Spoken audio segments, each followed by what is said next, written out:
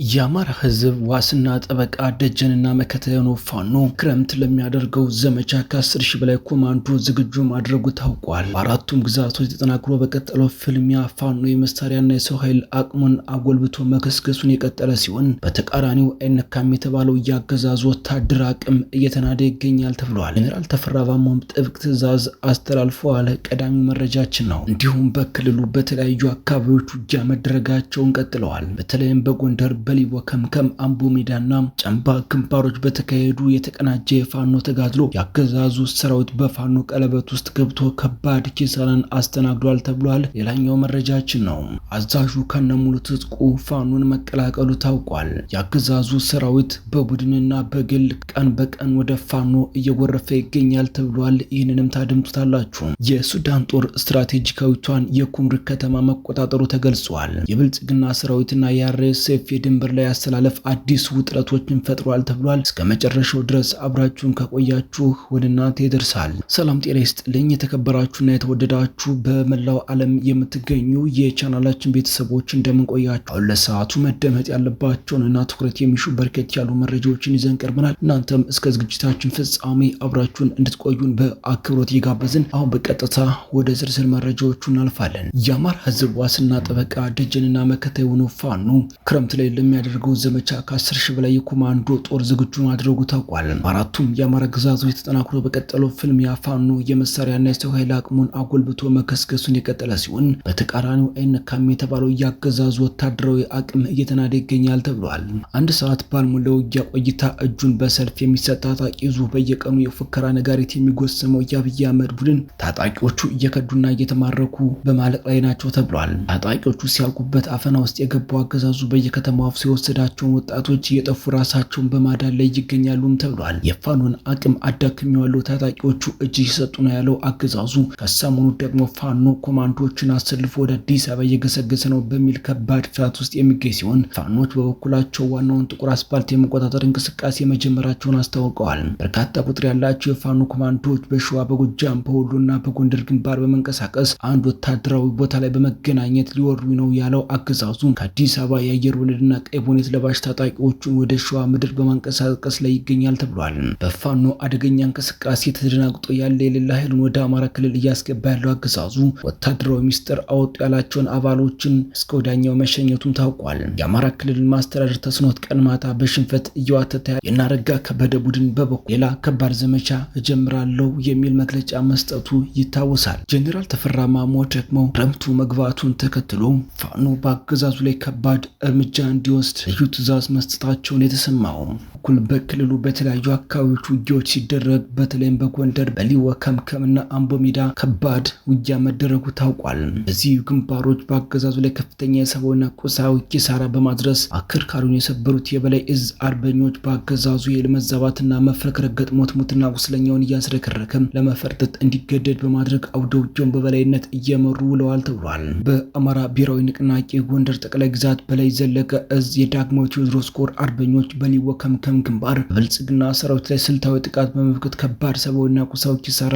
አድርሰው በድል ተቀዳጅተዋል። ትናንት ሐምሌ 1 ቀን 2018 ማለዳ መነሻውን ከሊቦ ከምከም አዲስ ዘመን ከተማ አድርጎ ወደ ብናት ከተማ በመንቀሳቀስ ላይ የነበረው ያገዛዙ ሰራዊት አምቦ ሜዳ ላይ በፋኖ ቀለበት ውስጥ ገብቶ ሊመክተው የማይችል ከባድ ስልታዊ የሽምቅ ጥቃት ተከፍቶበታል። በአማራ ብሔራዊ ንቅናቄ በላይ እዝ ዳግማዊ ቴዎድሮስ ኮር አጼ ኢያሱ ክፍለ ጦር ከታድሎ ብርሃን ክፍለ ጦር ከአባ ማበል ክፍለ ጦርና ከጥቁር አንበሳ ክፍለ ጦር የተጣጡ አርበኞች በጋራ በመሆን በወሰዱ የተቀናጀ እርምጃም የአገዛዙ ኃይል ከባድ ኪሳራን አስተናግዷል ተብሏል። በዚህ ግንባር በፋኖ ቀለበት ውስጥ ገብቶ ከባድ የጥቃት ዶፍ እየዘነበበት ለነበረው ኃይል እገዛ ለማድረግ ተጨማሪ ከገባው የአገዛዙ ጦር ጋር ውጊያው ተፋፍሞ ቀጥሎ የፋኖ ልዩ የማጥቃት ብቃትና ፍጥነት ተመስክሮ ውሏል። በአምቦ ሜዳ የተጀመረው አውደ ውጊያ አድማሱን አስፍቶ ከአምቦ ሜዳ ወደ ሻሞናውና ወደ ሌሎች አካባቢዎች ተንሳፎ ጠላት መውጫና ማምለጫ በሮች ተቆልፎበት በፋኖ ከባድ ኪሳራን አስተናግዶ ውሏል ነው የተባለው። በተያያዘ ዜናም በበላይ ዕዝ የሜጀር ጀነራል ውባንተ አባተ ኮር ሰራዊት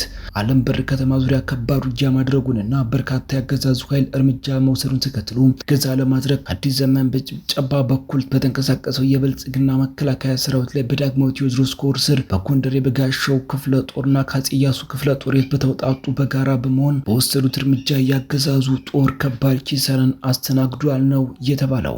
በሌላ በኩል ኮንስታብል እሱ ባለው ሀብታሙ ከነሙሉ ትጥቁ በመካነ ሰላም ግንባር ፋኖን ተቀላቅሏል። በየቀኑ በቡድን በተናጠለም ያገዛዙ ኃይል ወደ ፋኖ እየገባ ይገኛል የተባለ ሲሆን እዚህ መሰረትም የአድማ ብተና በሉ ኮንስታብል እሱ ባለው ሀብታሙ ካገዛዙ ጋር በማበር የራሴን ህዝብ ከዚህ በላይ ልበድል አልፈልግም በማለት የአፋብን ወሎ ቤተ አማራ ሚኒሊክ ዕዝ 105ኛ ኮር 29ኛ ክፍለ ጦር ሰራዊትን በዛሬው ዕለት ተቀላቅሏል። የክፍለ ጦሩ ህዝብ ግንኙነት ዘርፍ ምክትል ኃላፊ አርበኛ አብራቢ ከጓዶቹ ጋር ሆኖ ኮንስታብልን ተቀብሎታል። የአማራ ህዝብ ላይ በምድርም በሰማይም እየተኮሰ ያለው የአብይ አህመድ መንግስት ጋር እየተሰለፉ የጸጥታ አባላት እየፈጸሙ ያሉትን ግፍ አንገሽግሽ ወደ ፋኖ መምጣቱን የገለጸው ኮንስታብሉ መከላከያ ሰራዊት፣ አድማ ብተናና ፖሊስ እንዲሁም ሚኒሻ እንዴት እየተጠቀሙበት እንደሆነ አብራርተዋል።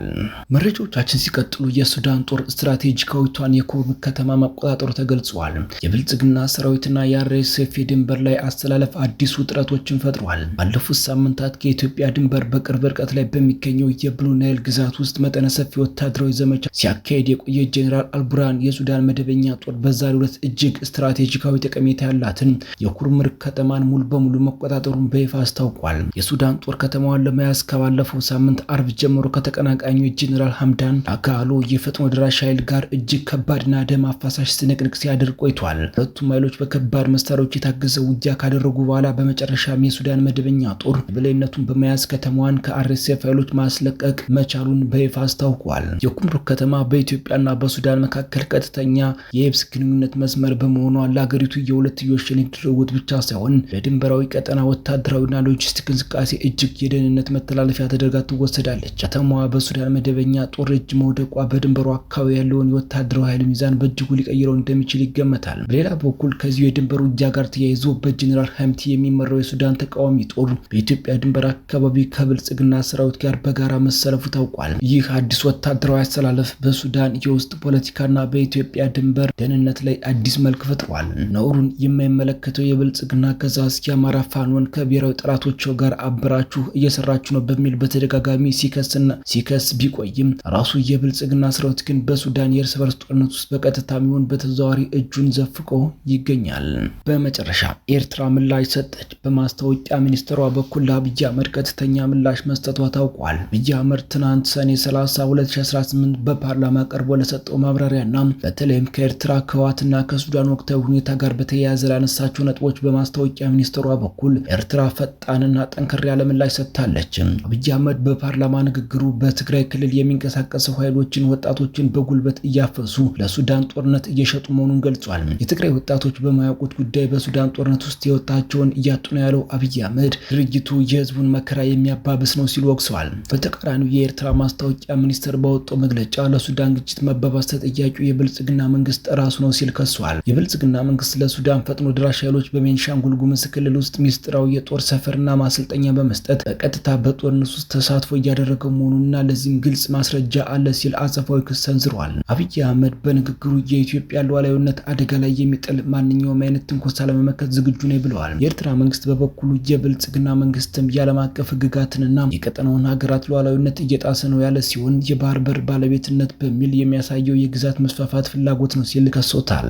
የተወደዳችሁና የተከበራችሁ በመላው ዓለም የምትገኙ የሚዲያችን ቤተሰቦች ለሰዓቱ የያዝናችሁ መረጃዎች እነዚህን መስሉ ነበር። እናንተም እስከ ዝግጅታችን ፍጻሜ አብራችሁን ስለቆያችሁ ምስጋናችን ከልብ ነው። በሌላ አዳዲስ ወቅታዊ መረጃ እስከምንገናኝ በያላችሁበት ሁሉ ሰላሙን ተመኘን። ጤና ይስጥልን።